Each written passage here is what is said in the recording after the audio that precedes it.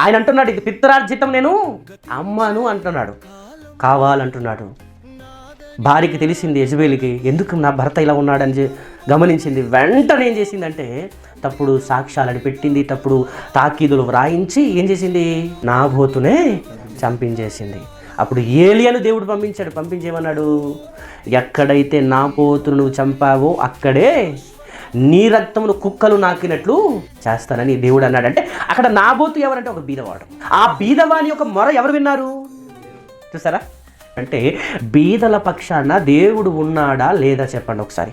యెహోవా సెలవిచ్చినదేమనగా, ఇశ్రాయేలు 3 సార్లు 4 సార్లు చేసిన దోషమును బట్టి నేను తప్పకుండా దానిని శిక్షింతును. ఆ దోషం ఏంటంటే ద్రవ్యమునకై దాని జనులు నీతిమంతులను అమ్మివేస్తున్నారట, పాదరక్షల కొరకై బీదవారిని అమ్మివేస్తున్నారట, దరిద్రులను నోటిలో మన్ను వేయుటకై బహు ఆశపడుదురు, దీనుల త్రోవకు అడ్డం వచ్చేదరు. అంటే బీదవారికి అడ్డముగా బీదవారు బ్రతకకూడదనే ఆలోచన కలిగి ఉన్న వారుగా వారు కనబడుతున్నారు. అది దేవుడు స్పందిస్తున్నాడు ప్రవక్త అయిన ఆమోసు గారి ద్వారా.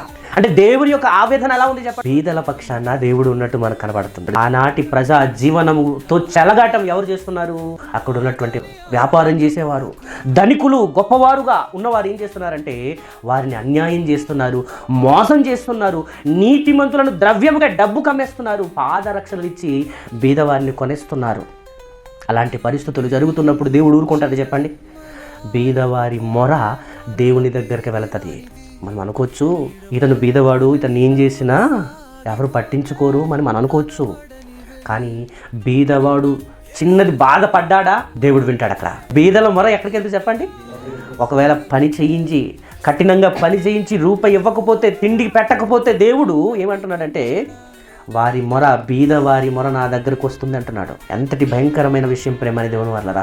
వీరు కూడా ఏం చేస్తున్నారంటే ద్రవ్యమునకై దాని జనులు నీతిమంతులను అమ్మివేస్తున్నారు, పాదరక్షముల కొరకై బీదవారిని అమ్మివేయుదురు, దరిద్రులను నోటి మన్ను వేయుటకై బహు ఆశపడుదురు, దీనుల త్రోవలకు అడ్డం వచ్చేదరట.